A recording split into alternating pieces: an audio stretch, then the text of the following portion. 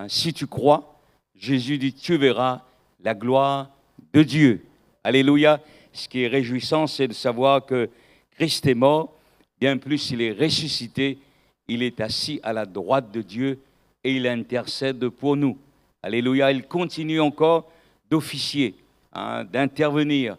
Il aime l'Église, il la nourrit, il en prend soin. Alors c'est pourquoi nous sommes bien dans sa présence et nous voulons toujours le suivre, nous voulons toujours marcher dans ses voies. Alléluia. Je vous propose de faire 2 lectures pour notre méditation, pour notre introduction, dans le livre de la Genèse au chapitre 50. Genèse chapitre 50, donc nous lirons à partir du verset 15. Genèse chapitre 50 verset 15. Voilà donc ce qui est écrit. Quand les frères de Joseph virent que leur père était mort, ils dirent, si Joseph nous prenait en haine et nous rendait tout le mal que nous lui avons fait. Ils firent dire à Joseph, ton père a donné cet ordre avant de mourir. Vous parlerez ainsi à Joseph, oh, pardonne le crime de tes frères et leur péché, car ils t'ont fait du mal. Pardonne maintenant le péché des serviteurs du Dieu de ton père. Joseph pleura en entendant ces paroles. Ses frères vinrent eux-mêmes se prosterner devant lui, et ils dirent, nous sommes tes serviteurs. Joseph leur dit, soyez sans crainte, car suis-je à la place de Dieu? Vous aviez médité de me faire du mal, Dieu l'a changé en bien pour accomplir ce qui arrive aujourd'hui, pour sauver la vie à un peuple nombreux. Soyez donc sans crainte, je vous entretiendrai, et vos enfants, et il les consola en parlant à leur cœur. Amen. Et puis dans Romains au chapitre 8, nous lirons à partir du verset 28. Romains chapitre 8 et à partir du verset 28, où l'apôtre Paul dira ceci, « Nous savons du reste que toute chose concourt au bien de ceux qui aiment Dieu, de ceux qui sont appelés selon son dessein. Car ceux qu'il a connus d'avance, il les a aussi prédestinés à être semblables à l'image de son Fils, afin que son Fils soit le premier-né de beaucoup de frères. Et ceux qu'il a prédestinés, il les a aussi appelés. Et ceux qu'il a appelés, il les a aussi justifiés. Et ceux qu'il a justifiés, il les a aussi glorifiés. » Amen. Alléluia. Nous savons du reste que toute chose concourt au bien de ceux qui aiment Dieu. Comment comprenez-vous la providence de Dieu? Il y a certains qui, quand on parle de la providence de Dieu, ils voient donc Dieu, eh bien, les bénir. Ils ont une vie facile. C'est comme si qu'il y a un tapis rouge qui est déroulé sous leurs pieds tous les jours. Il y a 2 anges qui les accompagnent. Ils n'ont pas de problème, ils n'ont pas de difficultés. Ils réussissent, ils ont une très belle maison, ils ont de grosses voitures, ils ont un grand compte en banque. Ils disent c'est la providence de Dieu, Dieu me bénit, Dieu donne, Dieu c'est le Dieu de l'abondance. Et pour eux, eh bien, en quelque sorte, leur marche avec Dieu est conditionnée par la bénédiction. Elle dit, mais c'est le Dieu de la providence. Oui, Dieu est en mesure de nous bénir, de nous donner ce dont nous avons besoin, même au-delà de ce que nous avons besoin. Cependant, eh bien, notre marche, notre consécration, notre vie chrétienne n'est pas conditionnée par la bénédiction de Dieu, par la richesse que Dieu peut nous donner. Rappelez-vous un jour ce que Satan a dit à Dieu. Lorsque Dieu lui a dit, « D'où viens-tu » Il a dit de parcourir la terre, de m'y promener. Et Dieu lui a dit, « As-tu remarqué mon serviteur Job? Il n'y a personne comme lui sur la terre. C'est un homme intègre, c'est un homme qui est droit, qui craint Dieu, qui se détourne du mal. » Et Satan lui a dit, « Est-ce d'une manière désintéressée que Job te sert? Ne l'as-tu pas protégé, lui et sa maison? Ne l'as-tu pas béni? Ses troupeaux ne couvrent-ils pas tout le pays? Retire-lui toutes ces choses. » Et je suis sûr qu'il va te maudire en face. Alors le Seigneur a relevé le défi. Tu peux lui prendre tout ce qu'il a, mais tu ne touches pas à sa vie. Tu ne touches pas à sa vie. Nous connaissons tous l'histoire de Job, pour la plupart d'entre nous, certainement. Comment cet homme, il a tout perdu, tous ses biens, tous ses enfants sont morts tragiquement. En même temps, c'était catastrophe. Mais Job s'est rasé la tête en signe de deuil, se prosternant devant Dieu. Il a dit, main nue, je suis sorti du sein de ma mère. Main nue, je retournerai dans le sein de la terre. L'Éternel a donné, l'Éternel a repris. Que le nom de l'Éternel soit béni. Alléluia. Job ne servait pas Dieu par intérêt, parce qu'il avait à gagner avec Dieu, mais parce qu'il aimait Dieu. Il craignait Dieu, il s'est détourné du mal. Sa vie n'était pas conditionnée par la bénédiction, mais il était attaché à Dieu. Et c'est pourquoi Dieu a permis qu'il perde tout cela. Il est dit qu'en tout cela, Job ne pécha point. Et puis, donc Satan est venu une deuxième fois en disant, qu'est-ce qu'un homme ne donnerait pas pour sa santé? Retire-lui sa santé. Je suis sûr que cette fois-ci, il va te maudire en face. Et Dieu a permis que Job soit touché dans sa santé. Il était frappé d'un ulcère malin depuis la plante des pieds jusqu'à sa tête. Et sa femme l'a regardé et lui a dit, mais pourquoi tu demeures ferme dans ton intégrité? On leur dit, mais pourquoi tu crois encore en Dieu? C'est plus la peine. Maudit Dieu et puis meurs. Si elle était réunionnaise, elle aurait dit, maudit Dieu et puis crève à où? Mais fatigué de voir, oh, regarde comment elle est, dans quel état où elle est. Mais Job dit, mais tu parles comme une femme insensée. Quoique nous recevions le bien de Dieu, ne recevrions-nous pas aussi le mal? Ce n'est pas que le mal vient de Dieu, mais Dieu peut le permettre, l'épreuve, la maladie, malheur, il peut permettre cela. Et en tout cela, Job ne pécha point contre Dieu. Parce qu'il aimait Dieu, il était attaché à Dieu. Vous connaissez la suite, la fin de son témoignage, comment Dieu l'a redonné tout ce qu'il avait perdu au double. Nous ne servons pas Dieu par intérêt, parce qu'on a à gagner, et parce que nous l'aimons. Et si nous l'aimons, c'est parce qu'on a réalisé que lui nous a aimés le premier. On a réalisé son amour. On a répondu à son amour, à son appel, quand nous avons compris la valeur du sacrifice de la croix, le prix que Jésus a payé pour nous racheter de ce monde impie, pour nous donner la vie éternelle. Et nous marchons vers le ciel. Nous savons qu'un jour, nos yeux vont le voir, que nous serons avec lui dans la gloire. Alléluia. Nous savons du reste que toute chose concourt au bien de ceux qui aiment Dieu, de ceux qui sont appelés selon son dessein. Car ceux qu'il a connus d'avance, il les a aussi prédestinés à être semblables à l'image de son Fils. Dieu est en train de poursuivre un but dans la vie de chacun d'entre nous. Il est en train de nous façonner pour nous rendre semblables à l'image de Jésus. Alléluia. C'est le but que Dieu s'est fixé sur chacun d'entre nous, de nous rendre semblables à l'image de son Fils, afin que son Fils soit le premier-né de beaucoup de frères. Et ceux qu'il a prédestinés, il les a aussi appelés. Et ceux qu'il a appelés, il les a aussi justifiés. Et ceux qu'il a justifiés, il les a aussi glorifiés. Alléluia. Il les a aussi glorifiés.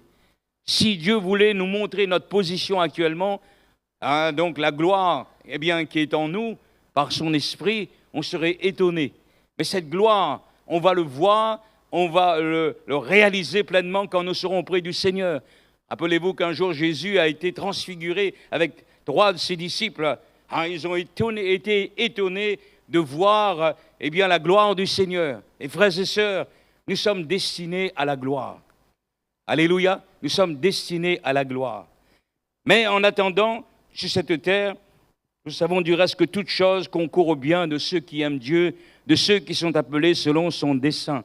Il y a notre traduction qui dit, nous savons que Dieu travaille en tout pour le bien de ceux qu'il aime, de ceux qu'il a appelés selon son plan.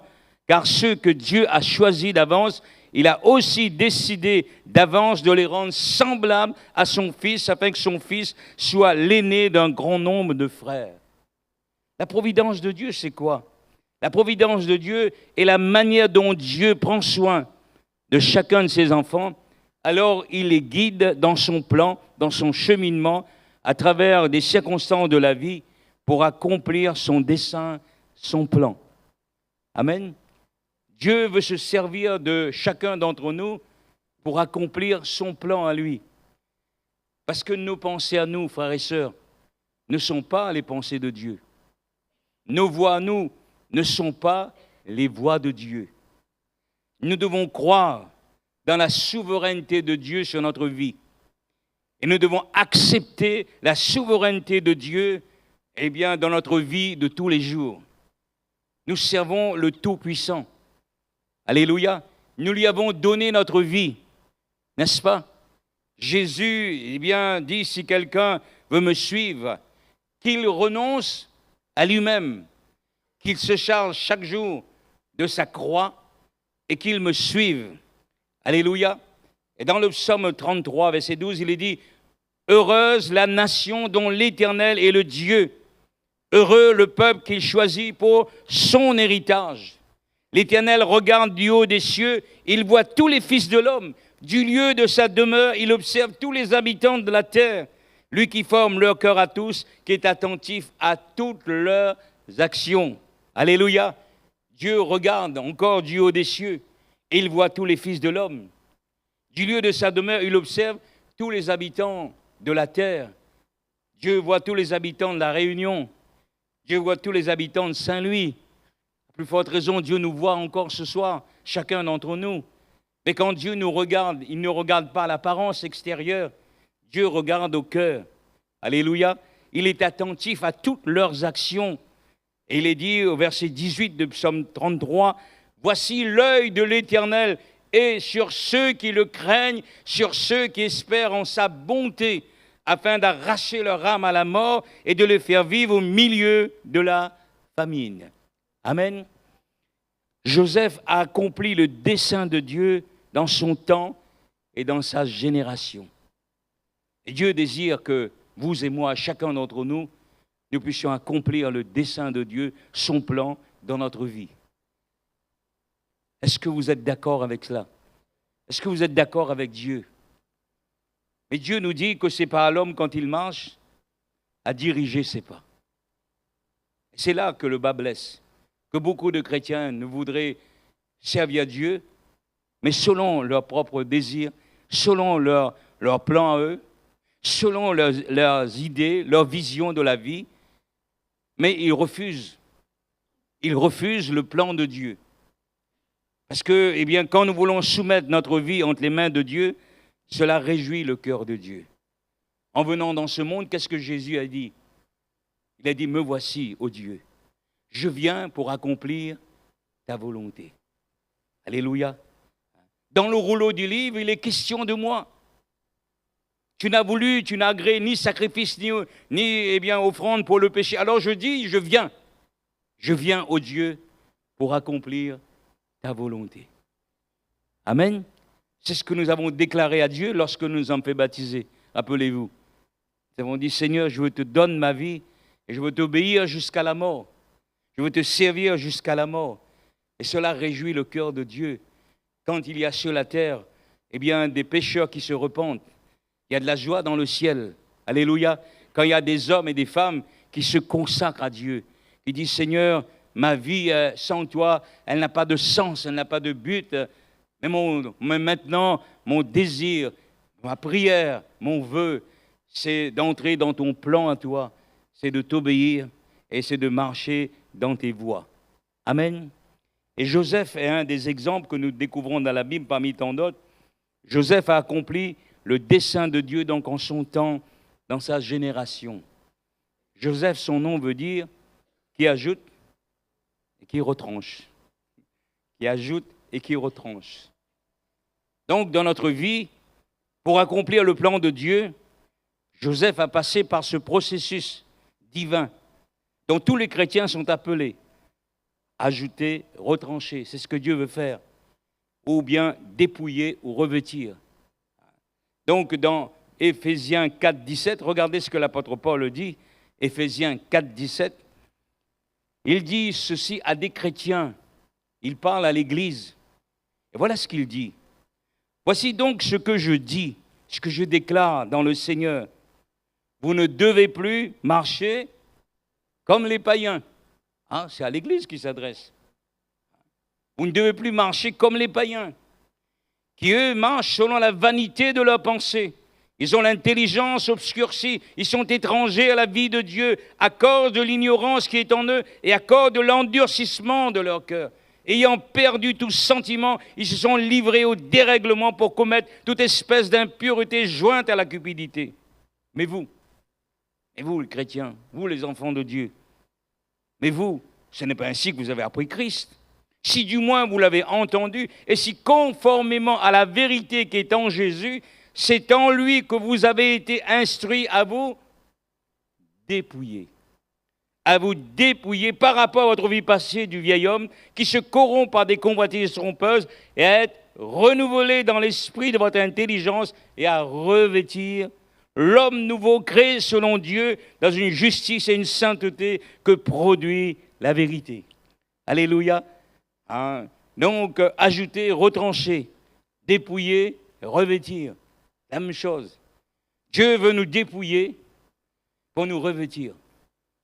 Alléluia. Il veut retrancher ce qui n'est pas sa gloire pour ajouter, pour nous donner ce qui vient de lui, ce qui est bon. Alléluia. Et c'est un processus qui fait mal parfois. Qu'on n'aime pas, nous. Que la chair n'aime pas, surtout pas. Mais cependant, si nous voulons entrer dans le plan de Dieu, si nous voulons accomplir le dessein de Dieu, nous devons l'accepter, la souveraineté de Dieu. Parce que même quand on ne comprend pas ce qui nous arrive, nous devons nous en remettre à la souveraineté de Dieu, sachant que toute chose concourt au bien de ceux qui aiment Dieu. Dieu voit que vous l'aimez. Dieu voit notre cœur, qu'on aime son nom, sa volonté. On a goûté que le Seigneur est bon. Hein, on sait qu'il n'y a pas d'autre Dieu, qu'il n'y a pas d'autre chemin. Il n'y a pas d'autre bonheur que d'être à Dieu. Dieu sait quand il voit notre cœur, quand nous l'aimons. Et toute chose, toute circonstance coopère au bien de ceux qui aiment Dieu. Dieu va permettre parfois dans notre vie des circonstances, des situations qui ne seront pas réjouissantes, qui ne seront peut-être pas, et où nous n'allons peut-être pas comprendre. Cependant, si nous nous en remettons à la souveraineté de Dieu, alors nous allons voir malgré tout le Seigneur et nous allons voir la gloire de Dieu. Amen. Et dans le texte que nous avons lu au départ, dans le Genèse 50, à la mort de son père, donc les frères de Joseph ont commencé à réfléchir. On dit peut-être que papa était là, Joseph a été gentil avec nous, mais maintenant, certainement il va nous demander des comptes. Papa n'est plus là, mais parce qu'on sait qu'on a fait du mal. Alors ils sont venus, comme nous l'avons lu, et ils dirent à Joseph, et ils se sont dit, mais si Joseph nous prenait en haine et nous rendait tout le mal qu'on lui avait fait. Alors il fait dire à Joseph, qu'avant sa mort, ton père a donné cet ordre avant de mourir. Vous parlerez ainsi à Joseph, oh pardonne le crime de tes frères, leur péché, car ils t'ont fait du mal. Pardonne maintenant le péché des serviteurs du Dieu de ton père. Et Joseph pleura en entendant ces paroles. Et ses frères vinrent eux-mêmes se prosterner devant lui et dire, nous sommes tes serviteurs. Joseph leur dit, soyez sans crainte. Car suis-je à la place de Dieu? Suis-je à la place de Dieu? Vous avez médité de me faire le mal, Dieu l'a changé en bien pour accomplir ce qui arrive, pour accomplir son dessein. Joseph avait accepté la souveraineté de Dieu dans sa vie. C'est pourquoi il dit, tout ce qui est arrivé, c'est Dieu qui l'a conduit, les choses ainsi. Bien sûr, dans des moments de sa vie, il n'a pas compris cela. Il a dû souffrir. Il a passé par des moments pénibles. Mais à la fin, il réalise que tout ce parcours qu'il a vécu, c'était Dieu qui l'avait conduit dans son plan pour accomplir ce qui était en train de se passer, pour nourrir ce peuple qui était tombé dans la famine, pour sauver sa famille. Donc, c'était dans ce but-là. Suis-je à la place de Dieu? Parfois, on veut prendre la place de Dieu. Il y a des chrétiens qui veulent prendre la place de Dieu. Ils veulent faire comme ça. Et même si ce n'est pas la volonté de Dieu, ils vont s'entêter à le faire. Je sais, ici, ça n'existe pas. Mais il y a parfois, dans certaines églises, eh bien, il y a des gens qui, même s'ils savent que ce n'est pas le plan de Dieu, ou si quelqu'un vient les avertir, leur dire, mais non, j'ai décidé que c'est comme ça, eh bien, ça sera comme cela. C'est terrible. Donc, nous ne devons jamais endurcir notre cœur et jamais essayer de fuir. N'essayez jamais de fuir les épreuves. N'essayez jamais de fuir les problèmes, parce qu'ils vont vous rattraper quelque part. Mais il faut les affronter, eh bien, avec Dieu et devant Dieu, hein, parce que le Seigneur, il est là, même dans les temps difficiles. Joseph a dû être retranché. Il y a des choses qu'il fallait retrancher. Il y a des choses que Dieu va ajouter. Il a été retranché. Il a été retranché de sa famille, de son père. De son père. Il était très attaché à son père. Son père l'aimait. Il avait fait cette belle tunique. Donc, il se sentait bien à la maison de son père. Joseph va être retranché, va être dépouillé de ses beaux habits. Son père lui a fait ce beau manteau. Et ça a suscité la jalousie de ses frères. Une petite parenthèse, ne faites jamais de préférence avec vos enfants, parce que les enfants acceptent tout, mais ils n'acceptent pas l'injustice. Donc, que Dieu nous aide à les aimer tous d'un même amour. Donc, ça a suscité la jalousie de ses frères. Et pour que Joseph devienne cet homme qu'il est devenu par la suite, il a fallu se séparer. Il a fallu se séparer. S'il était resté toujours avec son papa, avec ses frères, dans son confort de vie, où il se sentait bien, il ne serait pas devenu cet instrument entre les mains de Dieu. Et parfois, Dieu nous sépare de certains liens affectifs. Sinon, on reste des enfants. Donc, ça n'a pas été facile. Donc, la façon dont les choses se sont passées. Mais ça venait de Dieu. Ça venait de Dieu. Dieu voit de loin les choses. Dieu connaît les choses à l'avance. Alléluia. Il y a peut-être certains liens, certaines affections, eh bien que tu dois t'en séparer. Je ne connais pas ta vie. Il y a peut-être des fréquentations qui ne sont pas une bénédiction pour ta vie. La Bible dit ne fréquente pas l'homme colérique. Ne va pas avec celui qui s'enivre.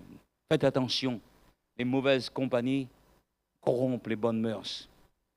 Il y a parfois des liens, il y a des séparations.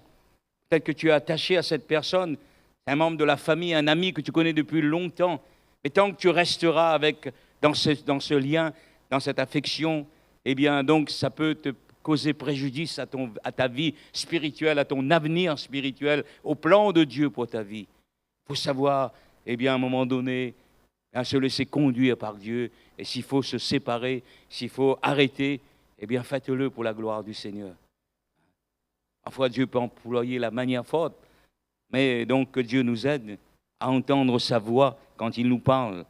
Et Joseph, s'il était resté là dans le cocon familial, il ne serait pas devenu cet homme, cet instrument entre les mains de Dieu. Alors, même si tu ne comprends pas, même si c'était dur pour Joseph à l'époque, il connaît donc la jalousie de ses frères, la haine de ses frères. Donc, c'est terrible.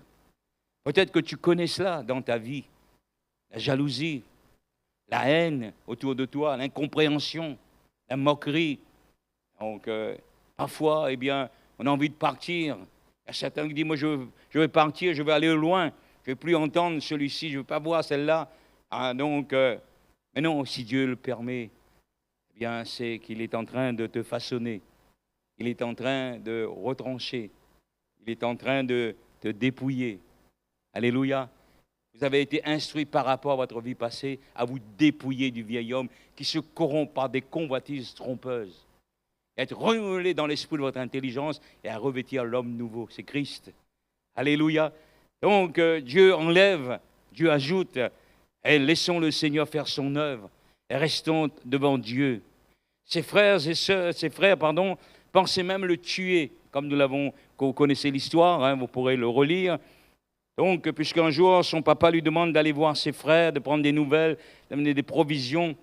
Et donc, quand ses frères l'ont vu, il a dit, voici le faiseur de songes. Voilà le petit gâté de papa.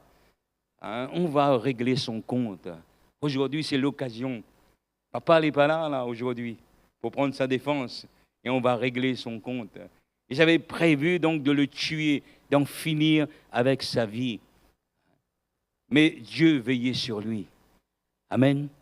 Heureusement que Ruben, l'aîné, est intervenu. Il a dit, mais non, c'est notre frère. On va le mettre dans cette citerne. On ne va pas verser le sang de notre frère. Dieu veillait quand même sur lui.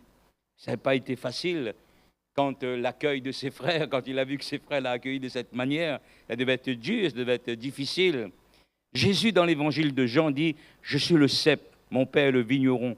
Tout sarment qui est en moi, qui ne porte pas de fruits, le retranche, mais tout sarment qui porte du fruit, il l'émonde afin qu'il porte encore plus de fruits. Amen. Peut-être que ce soir, au travers de ces circonstances difficiles que tu vis, Dieu est en train de t'émonder. Émonder, c'est couper, c'est tailler. Il y a peut-être des tiges folles, des idées folles, des pensées qui ne sont pas la gloire de Dieu. Il y a peut-être certaines choses donc, dans lesquelles tu t'es habitué, qui ne glorifient pas le Seigneur. Et le Seigneur est en train d'émonder ta vie.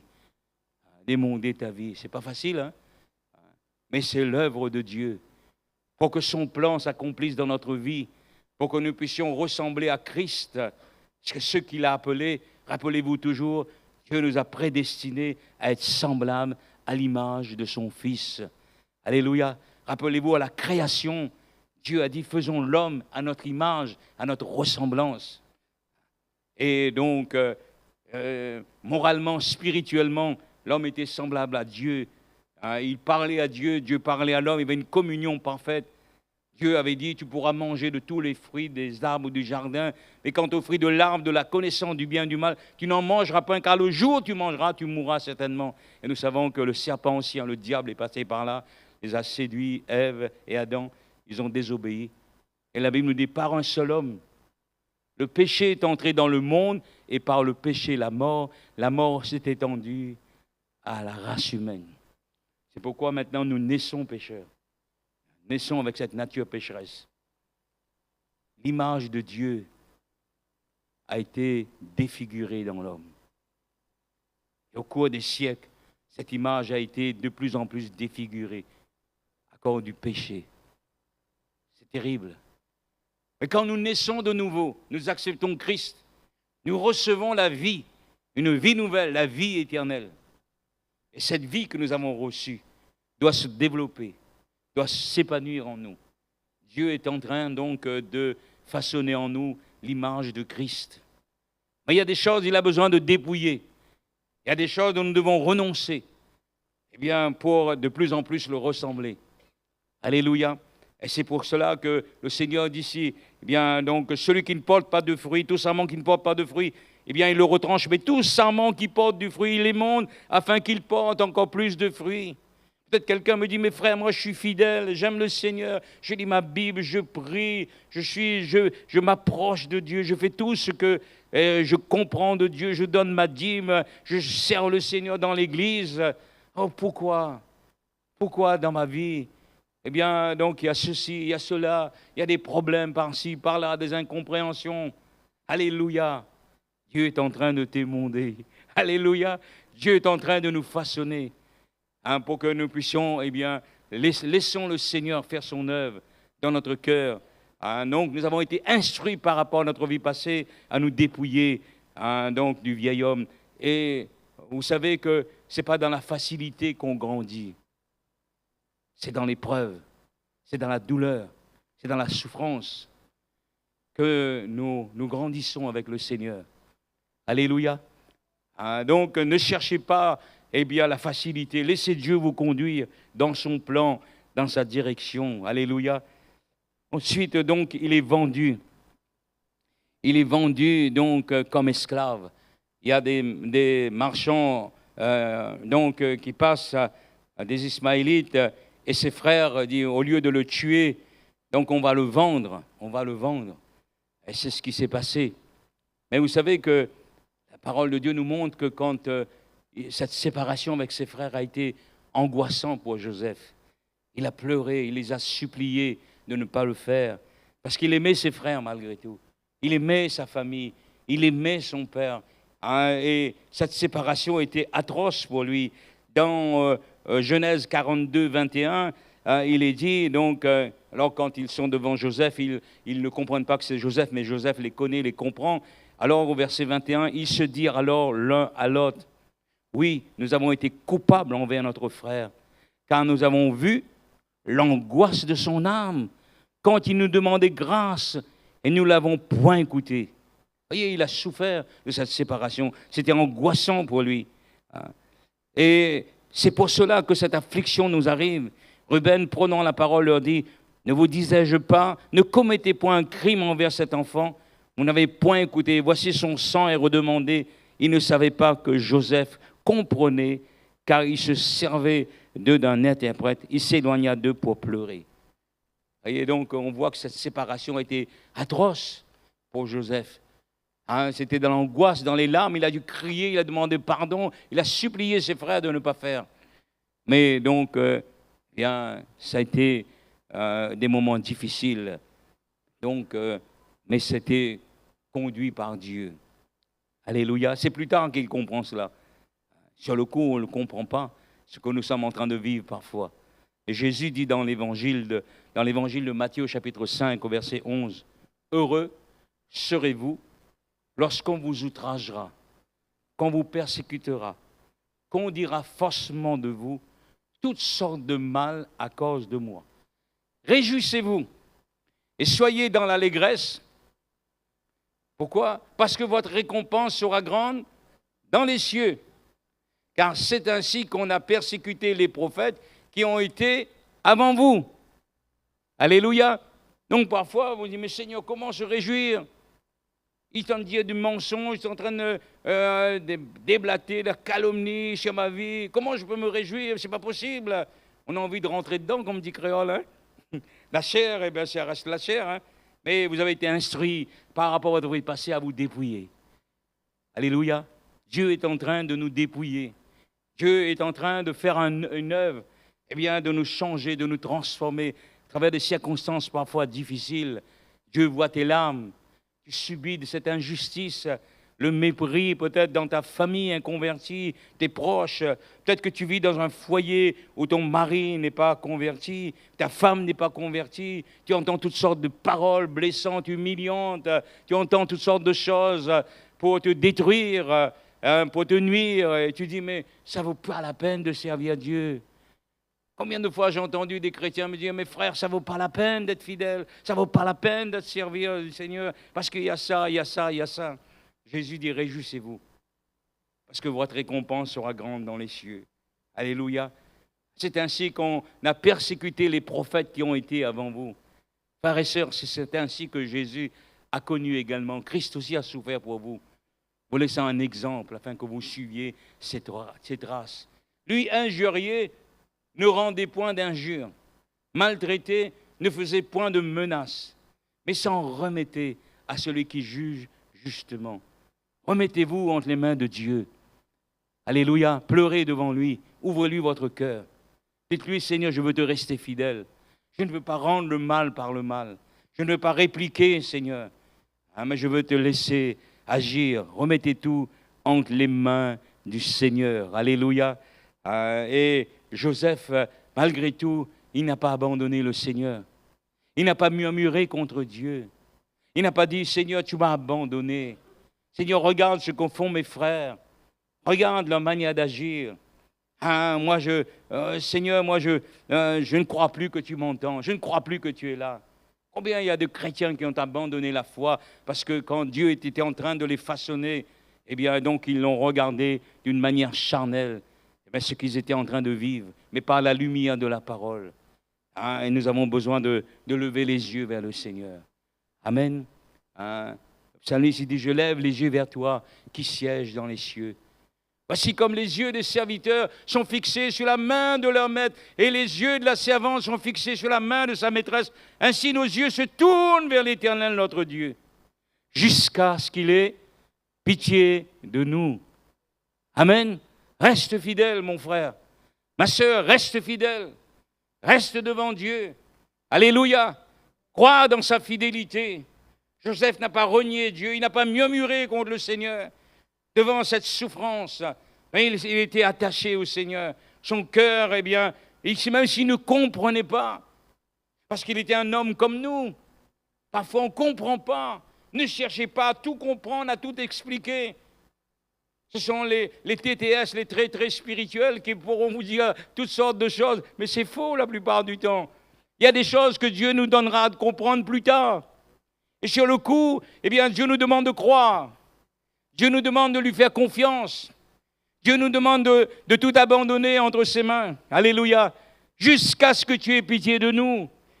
Dieu a pitié de nous, frères et sœurs. Alléluia. Il faut que vous soyez attristés pour quelque temps par diverses épreuves. À l'épreuve de la foi est plus précieuse que l'or périssable, qui cependant est éprouvé par le feu. L'or est éprouvé par le feu avant de devenir un métal précieux de grande valeur. Et la foi, c'est pareil. Notre foi, l'épreuve de la foi, est plus précieuse que l'or périssable, qui cependant est éprouvé par le feu. Et l'épreuve de la foi est pour résultat l'honneur, la louange et la gloire lorsque Jésus-Christ apparaîtra. Alléluia. Alléluia. Oh, quelle grâce nous avons, eh bien, de savoir que notre Dieu, il est fidèle. Amen. Joseph se retrouve dans le chapitre 39, dans la maison de Potiphar qu'il a acheté sur le marché comme esclave. Et là, il semble qu'il y a un mieux. Où les choses vont mieux. Quand vous lirez, vous vous rappelez que Dieu a béni la maison de cet homme à cause de Joseph. Cet homme, il voit que Dieu est avec Joseph. Et il lui fait entièrement confiance pour la gérance de sa maison, de ses biens. En tout cas, il dit, mais là, j'ai fait une bonne affaire au marché. C'est vraiment un homme, eh bien, très rare qu'on a en ce Joseph. C'est rare de voir un homme comme cela, droit. Un homme, eh bien, qui est là, eh bien, donc, honnête. Et il lui fait entièrement confiance. C'est lui qui dirige toute la maison, qui administre tous les biens. Et puis voilà. Donc, Joseph était beau.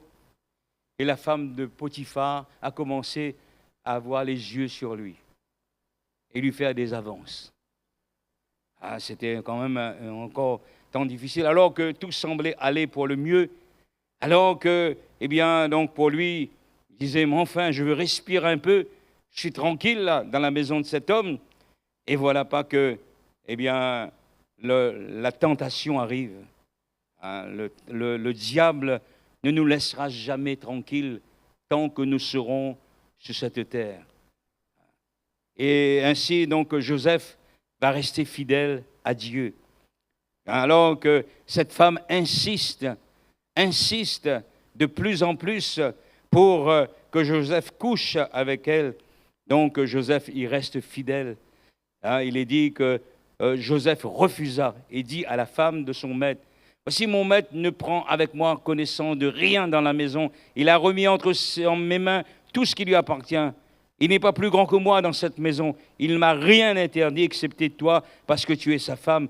Comment ferais-je un si grand mal et pécherais-je contre Dieu ?» Oui, il savait qu'en agissant comme cela, il allait offenser Dieu. Il allait pécher contre Dieu. C'est pour cela que, eh bien, lui, il a dit non. Je ne veux pas pécher contre Dieu. Je veux lui rester fidèle. Alléluia. Et tant que nous serons sur cette terre, frères et sœurs, je ne vous apprends rien. Nous sommes exposés tous les jours à la tentation. Regardez les publicités à la télévision, regardez autour de vous de plus en plus. Écoutez vos collègues de travail, leurs conversations, c'est malsain. C'est toujours porté sur le sexe, sur l'immoralité, l'impudicité, la fornication. De plus en plus, nous vivons dans cette génération aujourd'hui, où tout est porté, centré sur l'immoralité sexuelle. Et nous sommes eh bien, de plus en plus confrontés à cela, dans le siècle dans lequel nous vivons. Pourquoi? Eh bien, parce que le diable, eh bien, donc son but, c'est de détruire, c'est d'égorger, c'est de ruiner. Pour cela que nous avons besoin de prier le Seigneur, de lui demander sa grâce et l'assistance de son esprit pour que nous puissions dire non au mal, non au péché. Alléluia. Donc, il est resté fidèle au Seigneur. Et la Bible nous dit que, or, tous ceux qui veulent vivre pieusement en Jésus-Christ seront persécutés. Donc, d'une manière ou d'une autre, tant que nous sommes sur cette terre, nous serons confrontés à cela. Le tentateur lui-même s'est approché de Jésus. Donc, la Bible nous dit que Jésus a été tenté en toutes choses, comme nous, sans commettre de péché. C'est pourquoi il peut secourir ceux qui sont tentés. Réfugions-nous en Christ. Vous savez, vous, quelle est votre faiblesse? Personne ne sait, mais vous savez, vous. Il faut le confesser. Il faut l'abandonner. Il faut résister. Et Dieu vous donnera la force. Par la puissance de son esprit. Son esprit nous remplit de force, d'amour et de sagesse. Plus que nous aimons Dieu, eh bien, donc, plus que Dieu nous donnera la force de résister. Comment commettrais-je un si grand péché contre Dieu? Nous avons besoin de réaliser que Dieu est saint. Celui qui vous a appelé est saint. Vous aussi soyez saints dans toute votre conduite. Amen. Soyez saints dans toute votre conduite. Quand des mauvaises pensées viennent dans votre esprit, chassez-le. Demandez à Jésus, criez vers Dieu. Le Seigneur connaît. C'est peut-être autre chose, c'est la drogue, c'est l'alcool. Je ne sais pas dans quel domaine vous êtes tenté. Il y a tellement de choses qui peuvent maintenant venir pour détourner le chrétien de son Dieu, de sa foi, de sa consécration. Et nous avons besoin d'avoir les regards fixés sur le Seigneur.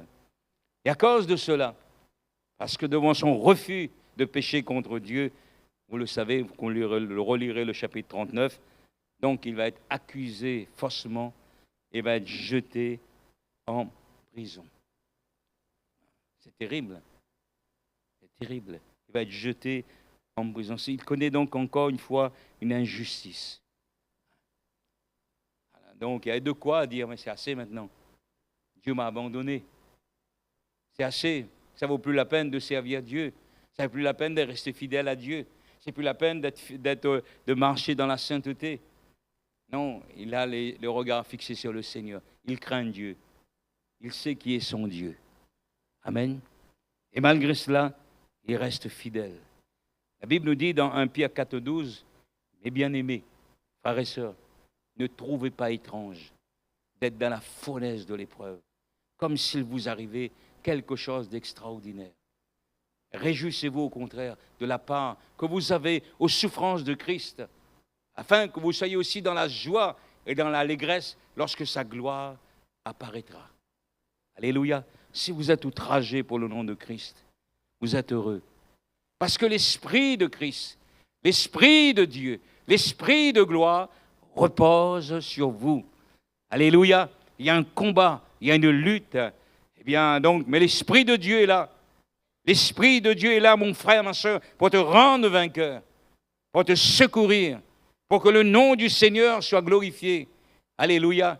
Parce que quand un chrétien tombe, bien souvent, c'est la désolation dans la famille, c'est la désolation pour les proches, les collègues de travail, les amis ou à l'église. C'est le nom du Seigneur qui est en jeu. Et nous avons conscience que nous portons un nom glorieux et nous avons besoin de le glorifier dans notre vie. Alléluia. Même si le combat est dur, si la lutte est ardente, celui qui est en nous, il est plus grand que celui qui est dans le monde. Alléluia. Et il va être jeté en prison, injustement. Donc, c'est terrible. Mais au verset 21 du chapitre 39, l'Éternel fut avec Joseph. Quand on reste fidèle à Dieu, Dieu est avec nous. Alléluia. Même quand nous luttons contre le mal autour de nous, quand nous restons fidèles au Seigneur, nous rejetons ce qui ne glorifie pas Dieu, le Seigneur est avec nous. Il est là. Alléluia. L'Éternel fut avec Joseph. Il étendit sur lui sa bonté et le mit en faveur aux yeux du chef de la prison.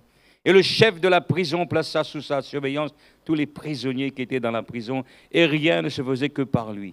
le chef de la prison ne prenait aucune connaissance de ce que Joseph avait en main, parce que l'Éternel était avec lui et l'Éternel donnait de la réussite à ce qu'il faisait. Amen. Alléluia. Donc le Seigneur était là, dans son épreuve encore, dans cette injustice qu'il subissait. Pourquoi? Parce qu'il était resté fidèle à Dieu. Le Seigneur était avec lui. Alléluia. Reste fidèle. Reste attaché au Seigneur. N'essaie pas d'expliquer pourquoi. Il fait qu'il y a des gens qui viendront vous voir et me dire: ah, mon frère, Soula fait ça. Ah, certainement, parce qu'il y a quelque chose, toi, ne parons chez vous. Hein. Regarde bien, regarde les amis de Job. Il dit: Job, certainement, une affaire n'est pas droite. Là. On a dû pécher quelque part. Puis tes enfants sont morts comme ça, tous là. C'est qu'ils ont fait du mal. Hein. Et il y a des gens qui sont forts pour ça. Hein. Ils sont experts pour la critique, pour la calomnie, pour. Voilà. Mais ne fermez vos oreilles quand vous entendez ces choses. Gardez votre cœur, votre conscience. Vous avez devant Dieu. Alléluia. Le Seigneur était là. L'Éternel fut avec Joseph. Et donc, Dieu va le bénir même dans cette prison. Il va être en bénédiction à ses co-détenus. Dieu était avec lui. C'est pourquoi le Seigneur dit: ne crains rien. Ne crains rien, car je suis avec toi. Pas seulement quand tout va bien que le Seigneur est avec nous. Et dans n'importe quelle situation, toutes circonstances coopèrent au bien de ceux qui aiment Dieu. Le Seigneur dit: ne crains rien, car je suis avec toi. Ne promène pas des regards inquiets, car je suis l'Éternel, eh bien, ton Dieu qui te soutient de ma droite triomphante. Amen. Mon frère, le Seigneur est avec toi. Reste fidèle. Alors, continue de développer ta relation, ta communion avec le Seigneur. Ne crains pas ce que les autres disent. Ne crains pas les calomnies. Ne crains pas les l'a dit, l'a fait. Ne crains pas parole des hommes. Ne te laisse pas impressionner par tout ce que tu peux entendre. Mais écoute la voix de ton Dieu. Amen. Qui te dit: je suis avec toi. Ne crains rien. Je te soutiens de ma droite triomphante. Amen. Dieu te soutient, mon frère, ma soeur, dans cette circonstance difficile que tu es en train de vivre. Le Seigneur, il le voit et il sait toutes choses. Et il va interpréter les songes de le chef du panetier, le chef des chansons. Et puis donc, les choses vont se réaliser conformément à ce que Joseph avait dit. Et puis Joseph va dire au chef du panetier, au chef des chansons: lorsque tu vas sortir, eh bien, pense à moi. Hein? Donc, parce que eh bien, je suis injustement dans cette prison. Hein? Donc, il va lui demander de parler à Pharaon, hein, donc de le sortir de là. Donc, mais il est dit, eh bien, le chef des échansons ne pensa plus à Joseph et il l'oublia. Il l'oublia pendant 2 ans.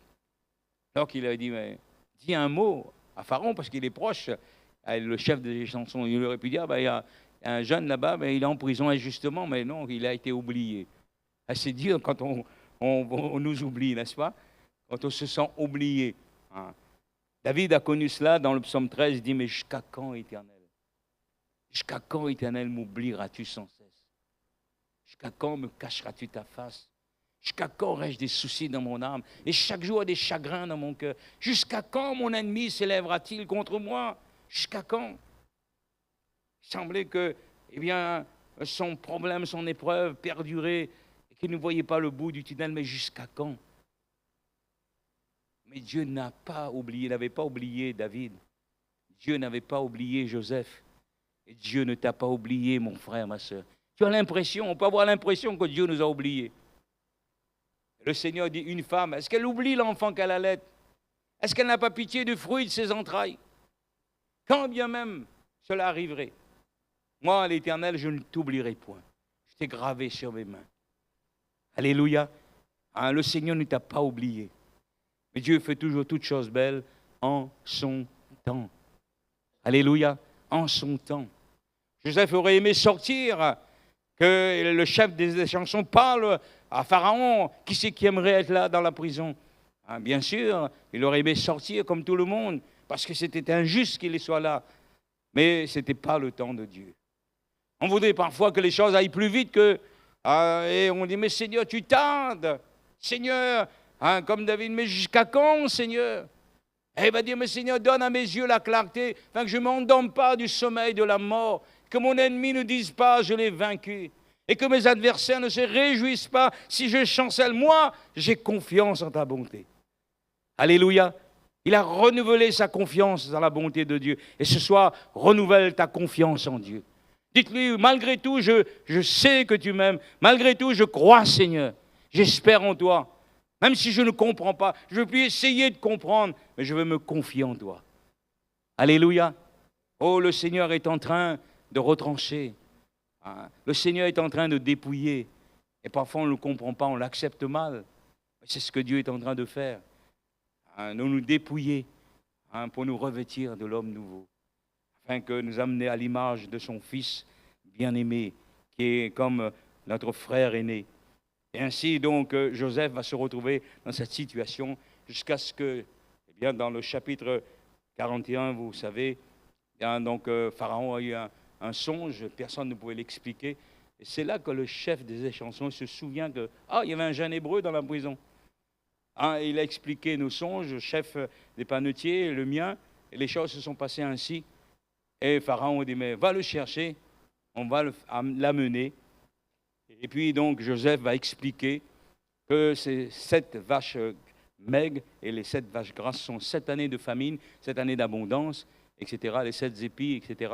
Et donc, quand le Pharaon va écouter le discours à la révélation de Joseph, il va dire, trouvions-nous encore un homme comme celui-ci?